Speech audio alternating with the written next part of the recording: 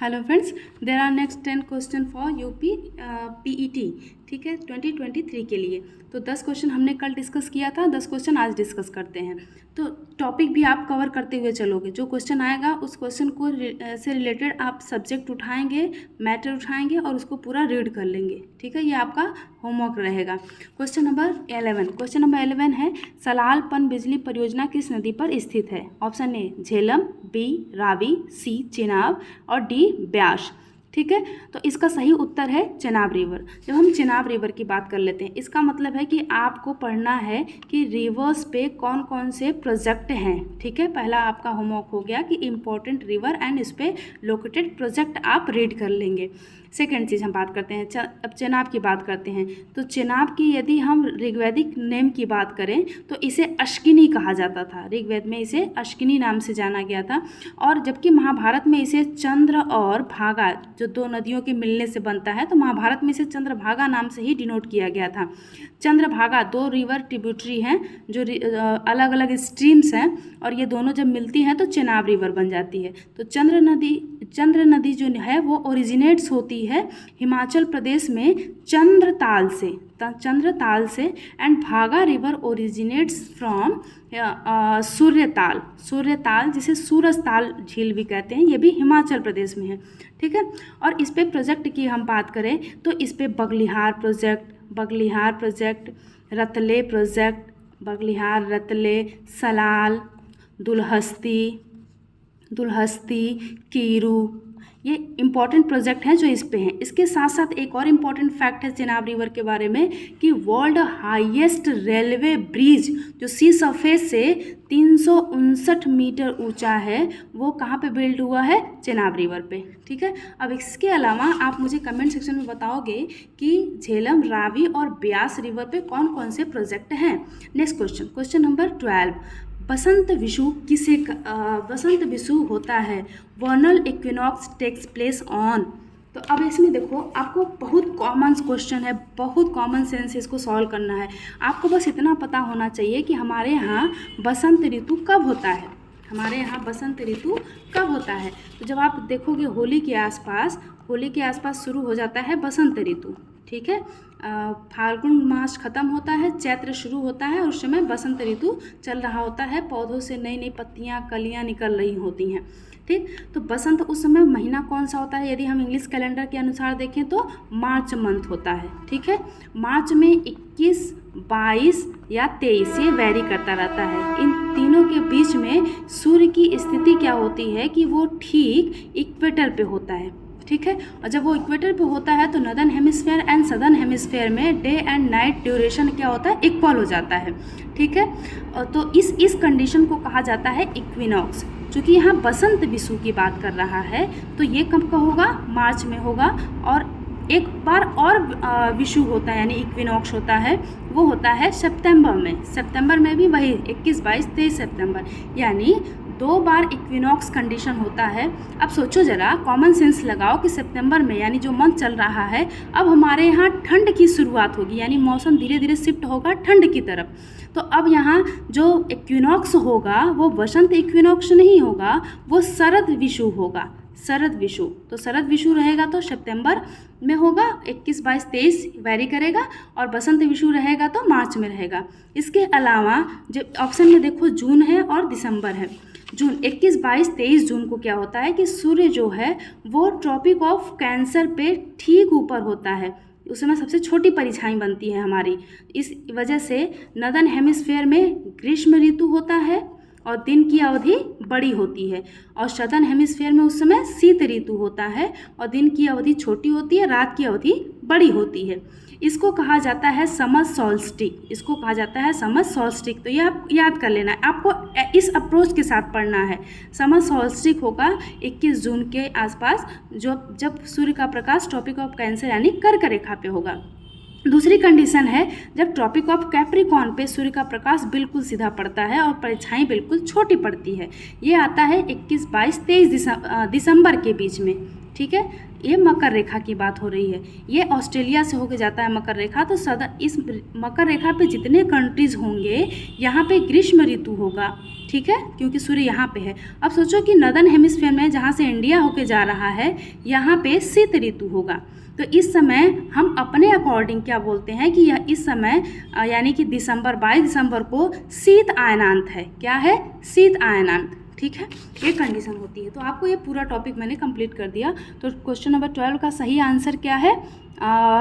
ए 21 मार्च। Next question है राजस्थान में खेतड़ी परियोजना किसके उत्पादन के लिए प्रसिद्ध है? ठीक है, यहाँ खेतड़ी की बात हो रही है। तो खेतड़ी तांबा के लिए एंशिएंट समय से ही, जब आईवीसी पढ़ेंगे तो आईवीसी में भी खेतड़ी से ही तांबा एक्सक्रीट होता था। तो ये तांबा के लिए फेमस है। इसके साथ ही साथ राजस्थान में एक खान है जवार खान, जो जस्ते के लिए फेमस है। ठीक है, ये दोनों याद रखना आप। नेक्स्ट क्वेश्चन नंबर 14, काजीरंगा राष्ट्रीय, यानी कि आपको ये याद रखना है कि किस खान से क्या चीज़ें एक्सक्रीट होती हैं, ये आपको याद रखना है। कोलार याद कर लेना, ठीक है, जवार याद रखना, पन्ना खान याद कर लेना, ऐसे पूरे खान का लिस्ट बना लो आप। क्वेश्चन नंबर 14, काजीरंगा राष्ट्रीय उद्यान स्थित है का सबको पता है। तो बहुत घिसा पिटा क्वेश्चन है, आसाम में। इसका मतलब ये है कि आपको नेशनल पार्क तैयार करने हैं, इसका सिंपल सा मतलब बस ये है। Question number 15, which of the following are rivers of the Himalayas river system? ठीक है, आपको बताना है कि कौन सी हिमालय नदी तंत्र का भाग है, कौन सी नदी, यानी कि रिवर को आपको कैटेगराइज करके पढ़ना है। The river which originates from Himalaya and the river which originates from peninsular India, प्रायद्वीपी भारत। ठीक है, तो हिमालय से रिवर कौन कौन सी निकलती है? गंगा, ब्रह्मपुत्र, जबकि कावेरी और गोदावरी की बात करेंगे तो ये पेनिनसुलर इंडिया से निकलती है। तो इस तरह से आप कैटेगराइज करके पढ़ लेना, ठीक है। तो इसका सही उत्तर क्या होगा? हम रिवर के बारे में वीडियो हमने बनाया है, आप उसको देख सकते हो, कंप्लीट वीडियो है, बहुत सारा इन्फॉर्मेशन मिल जाएगा आपको उसमें से। तो इसका सही उत्तर क्या होगा? हिमालयी नदी तंत्र का भाग गंगा और ब्रह्मपुत्र 2 और 3। तो 2 और 3 आपको कहीं दिख रहा है? हाँ, बी। ठीक है, क्वेश्चन नंबर 16 देखो। क्वेश्चन नंबर 16 है बैंक रेट का अर्थ क्या है? बैंक रेट मीन्स, अब देखो, अब समझो, जब जैसे सपोज करो कि बैंक ऑफ बड़ौदा है, ठीक है, या पंजाब नेशनल बैंक है, और पंजाब नेशनल बैंक में लोगों ने अपने पैसे डिपॉजिट करे हैं, और वो डिपॉजिट पैसा बैंक ने दूसरे पर्सन को ऋण के रूप में दे दिया है। अब जिसने पैसे डिपॉजिट किया है वो पैसा लेने चला गया, ठीक है। अब वो पैसा लेने चला गया तो बैंक के पास, सपोज करो कि उस समय पैसा नहीं है, तो बैंक यानी कि पंजाब नेशनल बैंक चला जाएगा आरबीआई के पास, रिजर्व बैंक ऑफ इंडिया के पास, बोलेगा कि हमको 100 करोड़ रुपए चाहिए। अब रिजर्व बैंक ऑफ इंडिया एक रात के लिए, मैक्सिमम बैंक रेट एक रात के लिए होता है, एक रात के लिए पंजाब नेशनल बैंक को 100 करोड़ रुपए देगा, और उस पर कुछ इंटरेस्ट रेट भी लगाएगा, ब्याज दर भी लगाएगा, और वो ब्याज दर फिर next day Punjab national bank ब्याज दर के साथ 100 करोड़ रुपए वापस आरबीआई को देगा। तो ये जो रेट लगा है, जो बीच में जो एक रात का रेट लगा, एक्स्ट्रा चार्ज लगा है, उसी को कहा जाता है बैंक रेट। अब ऑप्शन देखो, साहूकार द्वारा ली जाने वाली ब्याज दर, अनुसूचित बैंकों द्वारा ली जाने वाली ब्याज दर, ली जाने वाली ब्याज दर, अनुसूचित बैंक, शेड्यूल बैंक, बैंकिंग संस्थाओं के लाभ की दर, देश के केंद्रीय बैंक हमारा रिजर्व बैंक है, द्वारा ली जाने वाली आधिकारिक ब्याज दर। तो इसका सही आंसर क्या होगा? डी। अब यहाँ से आपको पढ़ना है बैंक रेट क्या होता है, रेपो रेट क्या होता है, रिवर्स रेपो रेट क्या होता है, सीआरआर क्या होता है, एसएलआर क्या होता है, और मार्जिनल फैसिलिटी रेट क्या होता है, ठीक है, ये सब चीज़ पढ़ना है। इसके बारे में हम आपको एक छोटा सा क्लिप बना देंगे। नेक्स्ट क्वेश्चन नंबर 17 है, यदि आरबीआई नकद कोषानुपात, इसको हम कहेंगे कैश रिजर्व रेशियो, यानी CRR, cash reserve ratio CRR को घटा दे तो साख सर्जन पर क्या असर होगा? ठीक है, तो क्रेडिट क्रिएशन पे क्या असर पड़ेगा? तो अब इस चीज़ को समझो कि जो बैंक होते हैं वो उनके पास कुछ पूंजी है। सपोज करो कि पंजाब नेशनल बैंक है, पंजाब नेशनल बैंक के पास टोटल जो पूंजी है वो 10,000 करोड़ रुपए है, ठीक है। तो अब ये 10,000 करोड़ रुपए लोगों ने डिपॉजिट इसमें यदि किया है, तो ये सारा का सारा पैसा ऋण के रूप में नहीं देंगे, इसमें से कुछ रेशियो जो आरबीआई डिसाइड करता है, कुछ अमाउंट कैश के फॉर्म में या कैश के इक्विवेलेंट बैंक यानी पंजाब नेशनल बैंक अपने पास रखेगा, ताकि ज़रूरत पड़ने पर वो जो लोग डिपॉजिट किए हैं मांगने आए तो दे दे, उसे आरबीआई के पास न जाना पड़े, जैसा बैंक दर के कंडीशन में होता है। ठीक है, तो कई बार ऐसा होता है कि बैंक लालच में आके ज़्यादा ब्याज कमाने के चक्कर में पूरा ऋण ही दे देते हैं जो पैसे डिपॉजिट होते हैं, तो दिवालिया होने की कंडीशन ज़्यादा हो जाती है। इस वजह से ये सब चीज़ें होती हैं। और दूसरी चीज़ होती है कि आरबीआई मॉनेटरी पॉलिसी को रेगुलेट करता है, यानी कि मार्केट में जो मनी है उसके फ्लो को रेगुलेट करने के लिए भी ये सब चीज़ें बनाई गई हैं। तो आरबीआई से ये CRR कौन डिसाइड करता है? आरबीआई डिसाइड करता है। अब यदि सपोज करो कि पंजाब नेशनल बैंक के पास 1000 करोड़ रुपए हैं, यदि आरबीआई कहता है कि इसमें से 100 करोड़ रुपए तुम्हें अपने पास रखने हैं और 900 करोड़ रुपए तुम ऋण के रूप में दे सकते हो।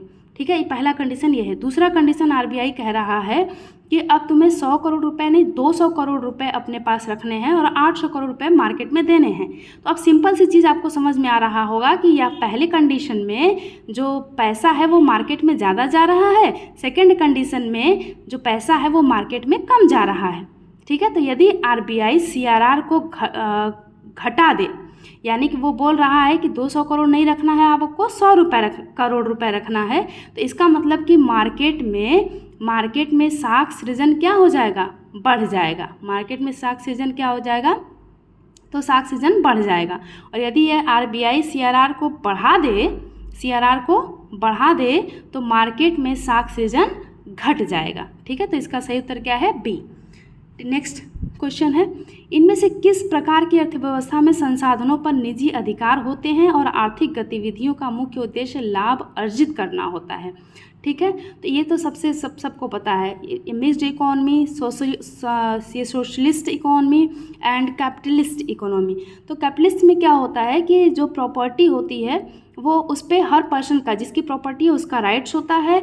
मार्केट को एक अदृश्य हाथ रेगुलेट करता है, यानी supply and demand and supply का चेन काम करता है, और जितने भी प्रोडक्शन होते हैं सब लाभ के लिए किए जाते हैं। तो ये कैपिटलिस्ट इकोनॉमी की एग्जांपल है। बाकी मिश्रित और सोशलिस्ट इकोनॉमी, ग्लोबल इकोनॉमी, सब जितने भी टर्म्स हैं इसके बारे में हम बात करेंगे आगे। ठीक है, आप पढ़ लेना इकोनॉमी वाले सेक्शन से।